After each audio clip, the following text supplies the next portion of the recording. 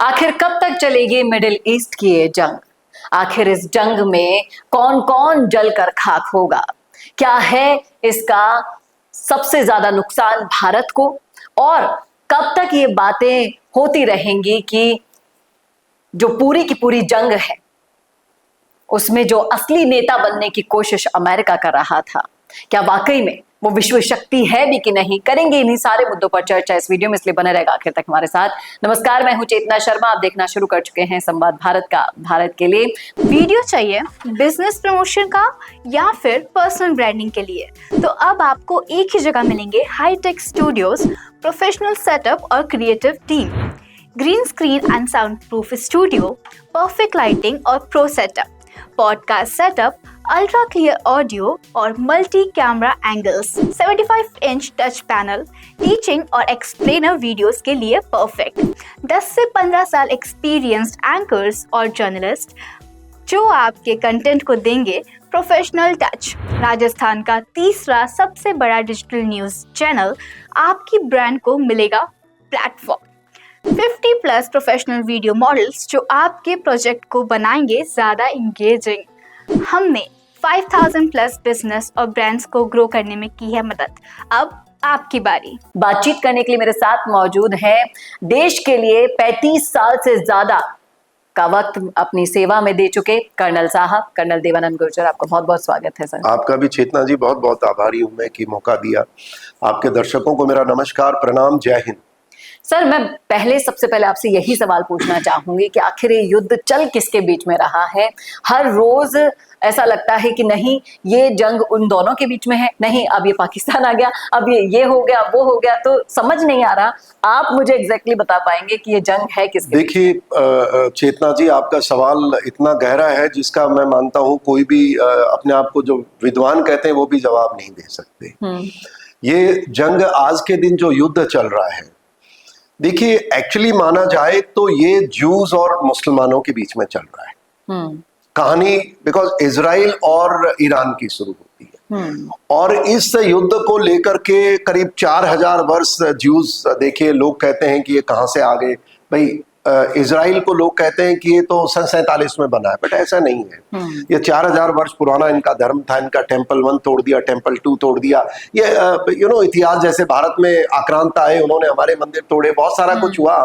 पर हकीकत ये कि आज के दिन एक वैचारिक लड़ाई मैं देखता हूँ, और उस वैचारिक लड़ाई से 2 ब्लॉक दुनिया में बनते चले गए समय के साथ। और उन 2 ब्लॉक्स को, क्योंकि मॉडर्निटी के अंदर हम साफ नहीं कह सकते, हम पॉलिटिकली करेक्ट होने की कोशिश करते हैं, सोशली करेक्ट होने की कोशिश करते हैं, क्योंकि ये डेमोक्रेसी का एक फसाड होता है कि आप सच्ची बात को छुपाएंगे, मैच्योरिटी के नाम से उसको दूर तरीके से लोगों को कंफ्यूज करेंगे।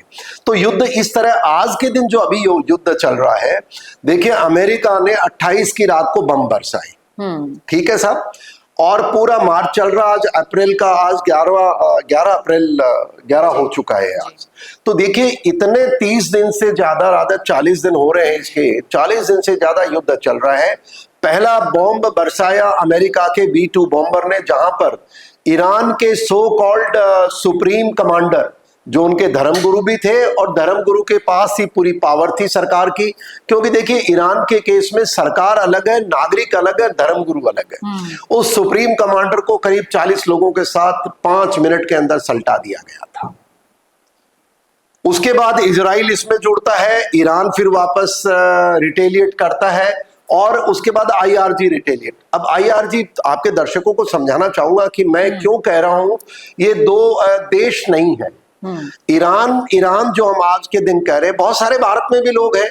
देखिए ईरान है शिया कंट्री, मुसलमानों में भी बहुत सारे कल्ट हैं उनके, पर एक शिया और सुन्नी 2 प्रमुख गुट है। और ईरान है वो शिया कंट्री है। भारत में भी बड़ी संख्या में शिया है, पर मेजोरिटी सुन्नी है। पाकिस्तान में सुन्नी, और जो इर्द गिर्द जो देश है, देखिए वो सारे ज्यादातर सुन्नी देश हैं। इराक में भी बड़ी संख्या में कुर्द, जिनको हम कहते हैं, वो शिया हैं। जो लेबनान की बात करते हैं, लेबनान में बेसिकली क्रिश्चियन कंट्री हुआ करता था, पर वहां जो मुसलमान थे वो शिया थे। तो ये बड़ा कॉम्प्लेक्स स्टोरी चल रही है, शिया वर्सेस सुन्नी। वो भी दोस्त नहीं है। और इजराइल फंस गया बीच में यहूदी के नाम से। तो ये जो सारी अब्राहमिक रिलीजन जिनको कहते हैं, सारे अब्राहम को अपना भगवान मानते हैं, ये सारे उनके फॉलोवर हैं। अब इस युद्ध के बीच के अंदर इजराइल कूदता है, क्योंकि इजराइल को ईरान कहता है तुमको जीने का अधिकार नहीं है। ईरान इजराइल को कहता है, अब भाई इजराइल को अधिकार नहीं है, तो अगर एक देश दूसरे को कहता है, 1979 के ऊपर से मैं बात शुरू करूंगा कि 1979 में एक ईरानियन क्रांति होती है, जिसके बाद इसको नाम दिया गया इस्लामिक क्रांति, जो गलत है जी। ईरानियन क्रांति होती है वो क्या है कि शाह ऑफ ईरान जिसको बैठाया था, अमेरिका ने वहां पर तेल के व्यापार को डॉलराइज, बहुत सारी देखिए मिक्सअप होती चली गई चीजें। पर जो ईरान के अंदर जब क्रांति होती है, तो जो इनके खोमेनी साहब थे, जो धर्म गुरु थे, उनको सुप्रीम लीडर बना दिया जाता है कुछ वर्षों के बाद में, पूरा पावर। और उस पावर को मेंटेन करने के लिए उन्होंने इस्लामिक रिवोल्यूशनरी गार्ड बनाई, गार्ड कोर बनाई। वो सरकार के अंडर कंट्रोल नहीं है चेतना जी, आपको समझना पड़ेगा। वो अंडर कंट्रोल है किसके? उनके धर्म गुरु के। और वो कसम भी खाते हैं, जैसे हर सैनिक खाता है, सेना खाती है देश के लिए, तिरंगे के लिए, वो खाते हैं अपने धर्म गुरु के लिए। तो ये समझना पड़ेगा। और आज जो युद्ध चल रहा है, बस इतना ही समझ लो कि जब उनके धर्म गुरु मारे गए और वो IRGC के अंडर, आज IRGC और दूसरे धड़े लड़ाई लड़ रहे हैं।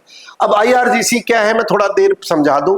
IRGC कंट्रोल करती है पूरी वो सेना जो आज लड़ रही है। ईरान की जो दूसरी सेना है उसको बाहर लड़ने की इजाजत नहीं है, यही लड़ती है। इसके अंडर पुलिस भी है वहां की। तो अब आप सोच सकते हैं, जहां पर पुलिस का कंट्रोल होता है, लाइक जैसे हिंदुस्तान में स्टेट्स के अंडर पुलिस आती है, ये पुलिस का भी कंट्रोल इन्हीं के पास है। इनकी नेवी है IRGC की एयरफोर्स है। तो ये थोड़ा समझना पड़ेगा, ये लड़ाई उनके धर्म गुरु को कंट्रोल करते हैं, देश से इसका कोई लेना देना नहीं है। लेकिन सर, जिस तरह से बातचीत हो रही है, अमेरिका का असली चेहरा सबके सामने आया है। और कहीं ना कहीं ईरान ने ये बता भी दिया है कि इस गलत फहमी में ना रहे अमेरिका कि वो विश्व शक्ति बनकर बैठा है। आज अगर उसके सैन्य ठिकानों की हालत देखें तो वो बहुत ही ज्यादा खराब लग रही है। आपके दो सवाल हैं। क्या अमेरिका बहुत बड़ा सुपर पावर है? और दूसरा सवाल है इस लड़ाई का। इस लड़ाई के एंगल में मैं बताना चाहता हूँ, लड़ाई आखिर ये मामला हुआ क्या है।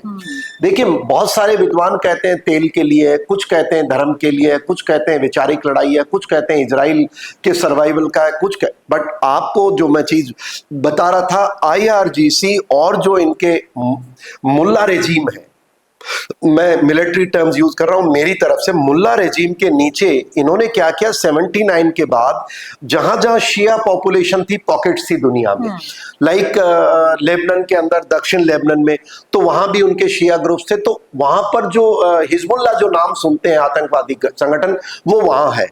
पहले इजराइल के ऊपर नॉर्थ में एक था हमास, जो इजराइल के दक्षिण में था, जो गाजा की लड़ाई की आप सुनते रहते हैं। और तीसरा इसका जो अंग है वो है, आपने सुना होगा हूती, एक नाम सुना होगा। और हूती है कहाँ? रेड सी के कॉरिडोर के ऊपर। और इसके अलावा जहां जहां लाइक इराक में शियाज बहुत है, वो शिया मिलिशिया के नाम से जाने जाते हैं। इन चारों ताकतों को बनाने वाला IRGC ईरान है, इनको ट्रेनिंग देने वाला ईरान है, इनको पैसा देने वाला ईरान है। और ईरान तेल से पैसे दे करके ये पूरा तो जो ये आतंकवादी जो एक स्ट्रक्चर बनाया गया था। और देखिए, IRGC के जो उनके सुप्रीम कमांडर थे, वो कहते थे कि हम इस्लामिक साम्राज्य दुनिया में लाएंगे। और भारत के लिए भी कहते थे कि देखिए, जब 71 का युद्ध हुआ तो एक शिया देश है, एक सुन्नी है पाकिस्तान, दोनों का कोई प्रेम नहीं है, वैचारिक मतभेद है, एक दूसरे के मस्जिदों में बम बरसाते हैं। पर जब 71 का युद्ध हुआ तो इस्लामिक ब्रदरहुड का एक शब्द इस्तेमाल करते हैं, एक्सेस ऑफ रेजिस्टेंस इस्लाम के लिए, वो देश के लिए नहीं है। और वो करते हुए ये पाकिस्तान का समर्थन करते हैं। और देखिए इजराइल की लड़ाई उनसे, वो जाने, उनका काम जाने। पर भारत का जहां ताल्लुक है कि हमास वाले लड़ाके पीओके में आकर के पहलगाम का जब हमला होता है तो ये लोग आकर के उनको ट्रेनिंग देते हैं और उसके उपरांत पहलगाम हमला होता है। जब भी भारत के अंदर कोई ये कौन सी ताकतें होती हैं जिनको हम धार्मिक ताकतें उन्माद की तरफ जाती हैं, तो इजराइल के जो धर्मगुरु जो रहे हो, सुप्रीम कमांडर एक तो रहे नहीं 79 से, वो सब भारत के खिलाफ, भारत के विरोध में खड़े होते थे, पाकिस्तान के समर्थन में खड़े होते थे, भारत को एक हिंदुओं की तरफ दिखा करके कि भाई माइनॉरिटी क्राइम्स हैं इस तरह। तो भारत का तो मैं मानता हूं हमारी अलग है। हाँ, जहां तक व्यापार की बात है, तेल हम उनसे लेते रहे हैं, वहां तक बात है चाबार पोर्ट हमने उनके साथ समझौता किया है जो हमारा एशिया के लिए, तो देखिए वो चीजें मिक्स हो जाती है। पर जो युद्ध की जो स्थिति उत्पन्न हुई है, और अमेरिका क्या करता है, अमेरिका साहब ऐसा अपने इंटरेस्ट के लिए, आपने देखा होगा वेनेजुएला के तेल उसने कब्जा कर लिया। तेल तो एक पॉइंट है, देखिए ईरान और इस क्षेत्र में एक डॉलराइजेशन शुरू हुआ था, ये हुआ है 79 के आसपास, जब पहले तेल के कुओं का कंट्रोल लिया गया। और देखिए ईरान के जो पुराने जमाने में राजा होते थे 57 के आसपास, जो भी कंट्रोलर, उनको अमेरिका ने हटवाया, शाह ऑफ ईरान को बैठाया, जिससे कि इनका डॉलर की ताकत चलती रहे। बहुत लंबा विषय, पर इतना ही समझ ले, अमेरिका के इंटरेस्ट है, वो अपने इकोनॉमी को ताकत बनाता है, जहां उसको खतरा लगता है उनको खत्म करता है, नाम कुछ भी ले ले। अब यहाँ इजराइल और अमेरिका दोनों इतने अच्छे दोस्त हैं क्योंकि दोनों के हित एक है। देखिए एक का सर्वाइवल है, एक का, और इजरायलीज, ये लंबा विषय क्यों अमेरिका के दोस्त है, बट आज के दिन दोनों साथ लड़ रहे हैं। ईरान पर हमला हुआ, ईरान पर हमला इसलिए, और 79 से सैंक्शन है। देखिए ईरान, अगर मैं ईरान सरकार की बात करूं तो ये सैंक्शंस हैं उनके, अब ये मिक्सअप है। देखिए धर्म और सरकार को मिक्स कर दिया गया ईरान में। सैंक्शन लगाई गई क्यों? क्योंकि उन्होंने वहां पर तख्ता पलट कर दिया, तख्ता पलट कर दिया। उसके बाद ये अब देखिए ईरान क्या कहता है, भाई मैं न्यूक्लियर पावर बनाऊं। वैसे तो देखिए हर देश को अधिकार है अपनी सुरक्षा का, पर ईरान ने जो अभी किया है, लड़ाई अमेरिका के साथ, हमला किया इजराइल ने, और उन्होंने सारे नेबरिंग 17 देशों पे मिसाइल बरसा दी, हॉर्मुज स्ट्रेट को ब्लैकमेल करना शुरू कर दिया। तो आप सोचो अगर इस ईरान के पास अगर आज न्यूक्लियर वेपन होता तो वो क्या करता। ये दुनिया के सोचने की बात है।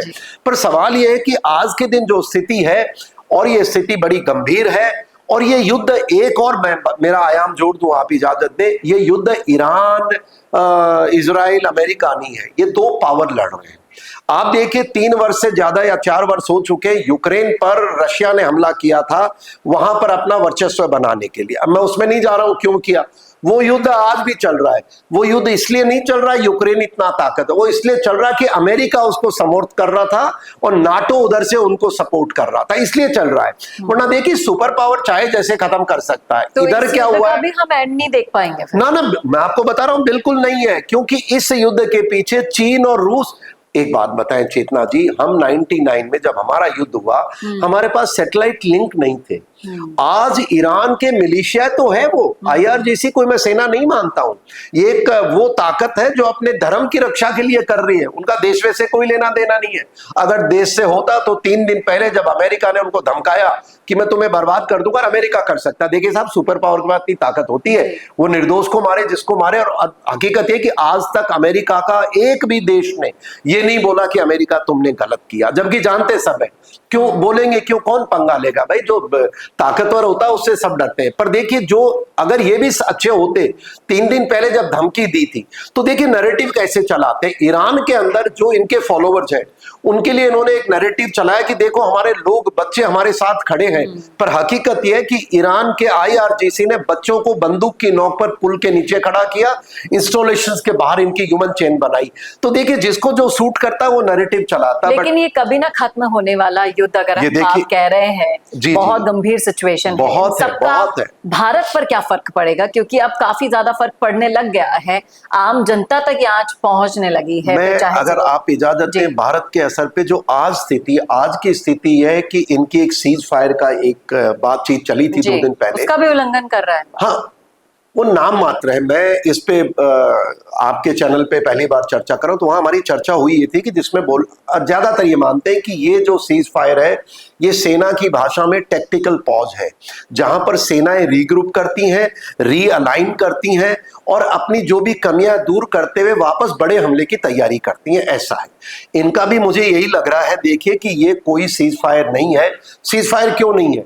एक ने 10 शर्तें दी हैं, एक ने 15 दी हैं। अमेरिका ने 15 दी है, ईरान ने 10 दी हैं।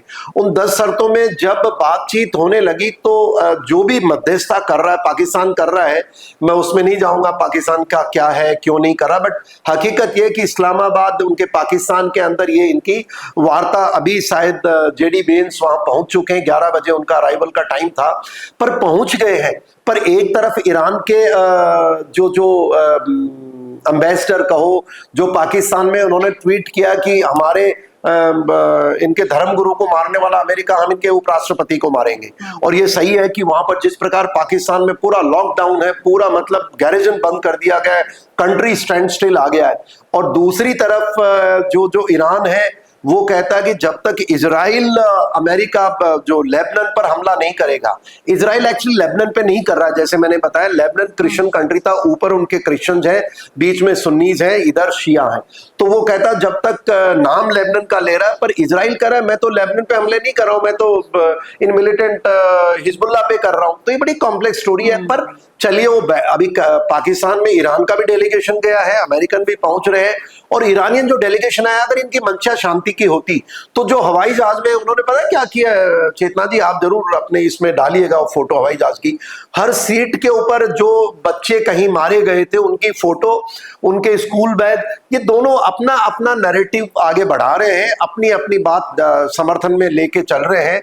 और ईरान में देखिए इंटरनेट तो बंद है, वहां कोई प्रकार की बाहर खबर नहीं आ रही है, और जो खबरें चल रही हैं अभी ये है, मैं ये मानता हूं ये टॉक्स फेल हैं, क्योंकि इजराइल मान ही नहीं रहा है। ईरान ने खुद ने हमले कर दिए, यूएई ने कल इनके जो ऑयल रिफाइनरी थी वहां खत्म कर दिया, और तो और ईरान ने भी जो एक पाइपलाइन थी सऊदी अरेबिया की, जो करीब 1100 किलोमीटर या 1200 किलोमीटर रेड सी की तरफ जा रही थी, उसको भी बर्बाद कर दिया। तो एक लाइन थी जहां पे ये बहुत बहुत गंभीर, भारत पर इम्पैक्ट की बात कर रहे थे। अब तो भारत का इम्पैक्ट देखिए, मैं ये मानता हूं इस लड़ाई का पूरी दुनिया पे इम्पैक्ट हो रहा है। क्यों हो रहा है? क्योंकि जो मिडिल ईस्ट, जो ये अरब देश है, ये तेल का यहाँ पर बहुत बड़ा निर्यात करते हैं, इनकी इकोनॉमी सिर्फ तेल से चलती है, इनको खाना पानी, ये तेल बेचते हैं तो इनके पास आती है। इसमें कौन है? देखिए, एक हॉर्मुज़ स्ट्रेट है जो फारस की खाड़ी किसको कहते हैं, दूसरी रेड सी है। ये दो इलाके हैं जहां से दुनिया का ट्रेड रेड सी से होता है। और जो हॉर्मुज़ स्ट्रेट है वहां पर क्या तेल जो निकलता है, देखिए हॉर्मुज़ स्ट्रेट एक एंट्री पॉइंट है और एग्जिट पॉइंट है। इराक अगर देखो, इराक है, यूएई है, यमन को छोड़ दे तो जितने भी ये अरब देश हैं उन सब का जो तेल निकलता है वो हॉर्मुज़ स्ट्रेट से बाहर आता है और यहाँ से दुनिया में जाता है। अब ईरान के इस जो IRGC है, इसने एक बहुत ब्लैकमेलिंग कर लिया है कि चौक पॉइंट को मत जाने दो, एक गलत प्रेसिडेंट सेट कर दी है। अगर IRGC को न्यूट्रलाइज दुनिया नहीं करेगी तो आने वाले समय में ऐसी लड़ाइयां और देखने को मिलेगी। जिसका जो चौक पॉइंट है उसको कंट्रोल करके अपनी दादागिरी दिखाएगा। तो ये एक इसके कारण भाव बढ़ गए हैं, लोगों को तेल नहीं पहुंच रहा है, गैस नहीं पहुंच रही है, और जो लोग अंदर हैं उनको खाना पानी नहीं पहुंच रहा है, दवाई नहीं पहुंच रही है। तो ये बहुत बहुत गंभीर है। अब यहाँ भारत की बात आती है। देखिए, हर दुनिया अपने स्वार्थ की देखती है और देखना भी चाहिए, बिल्कुल। मैं पहली बात तो कहता हूं कि भारत के अंदर जो ईरान समर्थक जो अपने आप को ह्यूमन राइट्स के कहते हैं, जो इस्लामिक ब्रदरहुड की चर्चा करते हैं, ईरान की चर्चा करते हैं कि देखिए बच्चों को मारा इजराइल ने, जरा एक बार आप अपना दिल कलेजे पे हाथ लगा के पूछो अपने आप से कि 7 अक्टूबर 2023 को क्या हुआ था, वो युद्ध उस दिन शुरू हुआ था। तो अब यह है कि आप पुरानी बात भूल करके नया ड्रामा करें, वो आपकी मर्जी है, पर हकीकत यह है कि भाई हमें भारत को इससे दूर रहना चाहिए। भारत की लड़ाई न इजराइल से है न ईरान से है, दोनों के साथ जमा अपनी अपनी जगह हमारे संबंध है। अमेरिका युद्ध कर रहा है तो कल हमने जब ऑपरेशन सिंदूर किया था तो क्या हमने अमेरिका से पूछ के किया था क्या? हमारे हित थे, हमने युद्ध किया जब मन की मर्जी आई। तो हमारा किसी ने विरोध करता तो हमें अच्छा लगता क्या? पर हमारे हित की देखिए यहाँ हुआ क्या है कि तेल को ले, मैं भारत सरकार की बुरी बुरी प्रशंसा करना चाहूंगा यहाँ। मोदी जी द्वारा जो मौजूदा हमारी सरकार ने जो फोरसाइट दिखाई है, उनको देखिए, सरकारों को पता होता है चेतना जी आगे क्या युद्ध की परिस्थिति आने वाली है। और ऑपरेशन सिंदूर के बाद जिस प्रकार से भारत ने तैयारी, बोला कि ऑपरेशन सिंदूर खत्म नहीं है, क्योंकि इनको पता था दुनिया की स्थिति बहुत गंभीर है और हमारी तैयारी चल रही। अब क्या है, देखिए हमारी सरकार ने क्या किया, हमारा तेल जो थोड़ी जगह से आता था, आज के दिन 41 पॉइंट से हम तेल इंपोर्ट कर रहे। एक दिन में नहीं हुआ है। जिस दिन यूक्रेन की लड़ाई शुरू हुई उसी दिन से भारत सरकार ने फैसला कर लिया कि हमें डाइवर्सिफाई करना है और हम पूरी दुनिया के अलग अलग, एक जगह बंद हो गया तो हमारा नहीं। तो यही कारण है, भारत एकमात्र देश है जिसमें दुनिया में पेट्रोल की और डीजल की प्राइस 100 रुपए के नीचे अभी भी है। बाकी पाकिस्तान में 70 रुपए से लेकर के 520 रुपए के आसपास चली गई थी। तो ये भारत ये प्लानिंग थी हमारे देश की। पर अब गड़बड़ क्या हुई है, दूसरी गड़बड़, हाँ, तेल को ही लेकर के मैं फोरसाइट की बात कर रहा हूं। जब यूक्रेन के कारण रूस पे प्रतिबंध लगे तो अमेरिका ने बोला कि तुम तेल नहीं लोगे, ये नहीं, जो भी लंबी कहानी में नहीं जा रहा हूं। बॉटम लाइन ये कि भारत ने उस समय ऑयल रिफाइनरीज देश के अंदर लगाई और आज के दिन भारत सबसे बड़ा रिफाइंड डीजल और रिफाइंड एविएशन फ्यूल का एक्सपोर्टर है दुनिया को। और अमेरिका को सबसे हाईएस्ट जो एविएशन फ्यूल, मतलब जो हवाई जहाज और इनमें हाई क्वालिटी का जो होता है, उसका अमेरिका को भी हम लार्जेस्ट एक्सपोर्टर्स हैं। भारत सबसे ज्यादा तेल इंपोर्ट करता है और अब एक्सपोर्ट करके भी पैसा कमा रहा। देखिए ये भारत के फोरसाइट प्लानिंग एक दिन में नहीं हुआ। जिस प्रकार अगर कोरोना में हमको याद हो कि भारत में सबसे बड़ा दवाइयां मैन्युफैक्चरिंग के भारत का एक काबिलियत है, एक दिन में नहीं हुआ है। तो जिस दवाई और तेल के अंदर ये भारत की आत्मनिर्भरता है, पहली बात जो लोग कहते हैं तेल। दूसरा, हाँ, गैस की है, क्योंकि देखिए भारत में न तो पेट्रोल ज्यादा निकलता है, 80% हम इंपोर्ट करते हैं। गैस क्या है, ज्यादातर इसी क्षेत्र से आती थी, तो गैस के लिए ऑल्टरनेट मींस भारत सरकार ढूंढ रही है, दिक्कत आएगी। तीसरी बात, जो हमारा व्यापार था, देखिए व्यापार हमारा ईरान के साथ इफेक्ट हुआ, पर सरकार ने बड़े तरीके से उसको, हम अंग्रेजी में डाइवर्सिफाई करते हुए हमारी इस चीज से निजात पाई।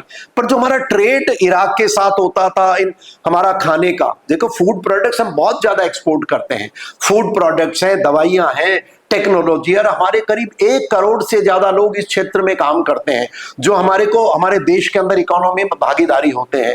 और लास्टली जो टेक्नोलॉजी का जो डिस्प्ले हुआ है, मिलिट्री माइट का जो डिस्प्ले हुआ है, देखिए ये युद्ध भारत में, ये तो मैंने आपको बताया कि इकोनॉमी भी कैसे असर हो रहा है, हमारी सरकार ने किस तरह काम किया। पर एक जो बड़ा खतरा निकल के आ रहा है, देखिए ईरान की लड़ाई और अरबों की, इनकी जो सारी लड़ाई चल रही है, अगर इस लड़ाई का जिस प्रकार से ईरान की मानसिकता ने दिखाया दुनिया को कि भाई मैं, चेतना जी आप और मैं बैठे हैं, आप मुझे थप्पड़ मारती हैं, आप ताकतवर हैं, तो मैं आपको तो मार नहीं सकता, तो मैं आपके कैमरामैन को थप्पड़ मारूं।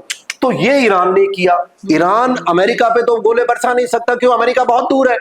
इजराइल पे बरसाता है, इजराइल का सिस्टम इतना स्ट्रांग है। तो उसने क्या किया, जो इर्द गिर्द जो बेचारे दूसरे देश से छोटे छोटे, यूएई, इराक, उन पे मारना शुरू कर दिया और बर्बाद कर दिया उसने सब। और बहुत बढ़िया और सिंपल एग्जाम्पल से सर ने पूरा अच्छे से एक्सप्लेन कर दिया कि आखिर हो क्या रहा है। पर भारत के चक्कर में मैं देशवासियों को बहुत एक आगाह कर रहा हूं, और आपको अभिनंदन करना चाहिए आपकी सरकार का। ये मोदी जी और राहुल गांधी जी की लड़ाई नहीं है, आपको अभिनंदन करना चाहिए कि आज के दिन अगर आपने सुना हो कि पाकिस्तान ने कुछ 20 दिन पहले स्टेटमेंट देना शुरू किया था, अगर मेरे ऊपर इजराइल या कोई दूसरा ईरान हमला करेगा तो मैं भारत के मुंबई, दिल्ली और कलकत्ता को न्यूक्लियर बॉम्ब से उड़ा दूंगा। आपने सुना होगा ये इनकी धमकियां थी। तो ये धमकी कौन सी हुई, अरे भाई तुम्हें मारेगा ईरान, तुम्हें मारेगा वो, तो तुम तो भारत पे क्यों चला रहे हो भाई। तो ये युद्ध का एक नया रूप आ गया है कि जिसकी वो खिसियानी बिल्ली तो वो खंबा नोचेगी, तो भारत पे आएगा। पर मैं आपको एक चीज बता दूं देशवासियों, जो देश के अंदर कुछ नैरेटिव चला रहे हैं कि भारत की सेना तैयार नहीं है, जो हमसे सबूत मांगते हैं कि अब बताओ ये सबूत की कहानी में, मैं भारतवासियों के लिए भारत की बात कर रहा हूं। इजराइल के अंदर उनके सुप्रीम कमांडर को ईरान के अंदर उसके चिथड़े उड़ा दिए जी, पता ही नहीं कहां है बॉडी। तो क्या उनके विपक्ष ने उनसे मांगे सबूत लाओ, हम तब मानेंगे मर गया। देखिए हमें कुछ सीखना चाहिए। दूसरा हमें सीखना चाहिए देशवासियों को, इजराइल छोटा सा देश है, इजराइल ने जो किया, आपस में लोग कहते हैं नेतन्याहू के ऊपर केस चल रहे हैं, वो जेल जाएगा, अरे जेल जाए, भाड़ में जाए, देश को चिंता, हमें क्या लेना देना भाई। पर वहां के चरित्र की बात कर रहा हूं देशवासियों, उनके विपक्ष ने जिस दिन ये हमला उन्होंने प्लानिंग हुई, जो भी हुआ, एक साथ आके बोला कि हमारे 10 डिफरेंस हो सकते हैं नेतन्याहू से। नेतन्याहू कुछ भी हम इसके साथ कोर्ट करे, जो करे, मारपीट करे, पर आज के दिन देश युद्ध के अंदर है और जब तक ये युद्ध समाप्त नहीं होता है हम हमारे प्रधानमंत्री के पीछे खड़े हैं। जरा देशवासियों को सीख लेना चाहिए। और मैं आपको एक चीज बता दूं, हमारे इन दिनों में जिस प्रकार से तैयारी सेना की चल रही है, आपने देखा सीसीएस की एक मीटिंग हुई, भारत पे असर बता रहा हूं मैं आपको। जो सीसीएस की मीटिंग वही कब होती है? जब कोई बहुत गंभीर प्लानिंग चल रही है। सारे सेना के chief, defence minister, home minister, IB chief, raw chief, तो ये भारत तैयारी कर रहा है।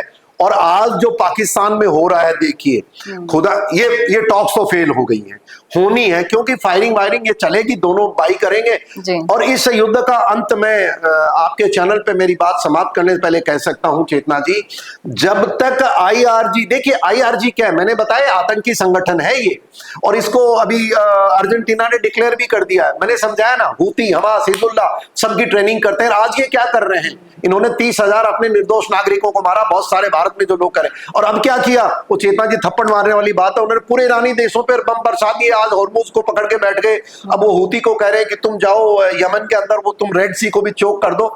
तो ये लड़ाई अमेरिका वर्सेस ये नहीं है।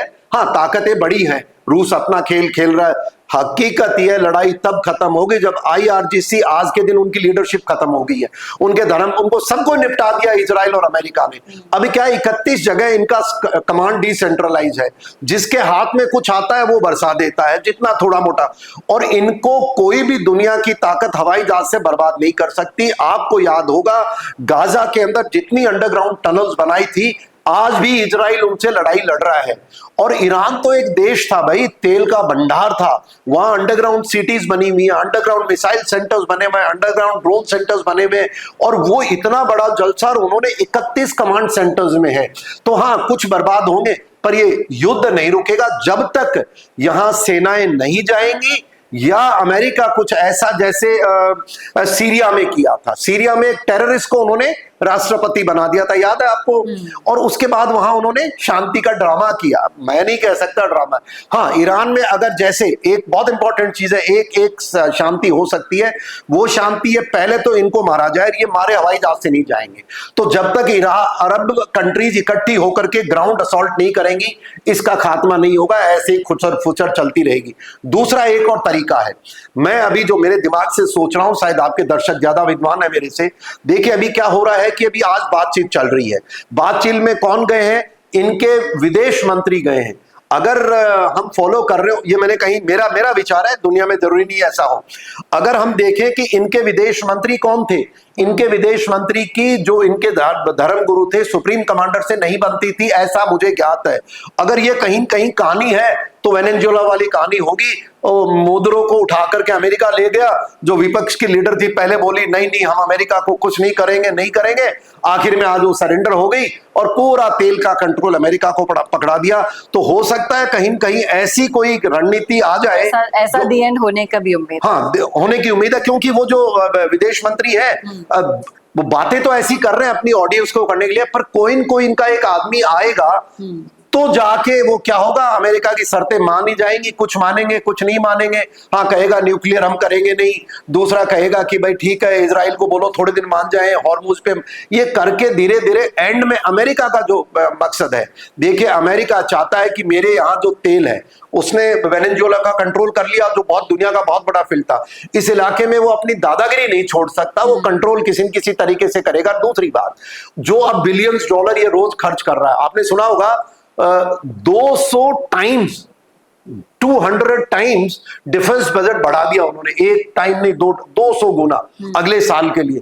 तो अमेरिका का जो खर्चा हुआ वो कहां से निकालेगा, या तो ईरान के तेल से निकालेगा या अपने हथियार बेचेगा इस इलाके को। शांति आएगी, इनका आईआरजीसी का खात्मा होगा, कोई न कोई वहां पर वो जयचंद आएगा कहां, ईरान के अंदर से, जो वेनेजुएला की तरह चुपचाप पहले हल्ला करेगा, आखिर में अमेरिका के साथ लग जाएगा और जो अरब कंट्रीज हैं वो अमेरिका से हथियार खरीदेंगे कि भाई अगली बार हमला नहीं हो, मेरा हथियार लो, और कुछ ऐसी होने वाली है। तब तक रूस उधर बैठा यूक्रेन को सफाया कर देगा। नाटो टूटने की कगार पे है, और जो यूरोपियन कंट्रीज है ना वो वैसे भी जानती हैं, क्योंकि ट्रम्प ने उनको बोल रखा है कि या तो तुम मेरी बात में अपना पैसा खर्च करो, मैं तुम्हारे लिए मेरा क्यों करूं। तो बड़ी कॉम्प्लेक्स स्टोरी है, देखते हैं आज पाकिस्तान में क्या शाम तक होता है। वैसे होना जाना कुछ नहीं है, ये अभी भी लड़ाई झगड़ा दिलचस्प होगा कि ठुकाई चलेगी। जिस तरह से आपने समझाया सर, उनसे ये तो समझ में आ गया कि ये जंग अभी रुकने वाली तो नहीं है, और भारत के लोगों को जो आपने संदेश दिया है वो भी वाकई में काबिल तारीफ है।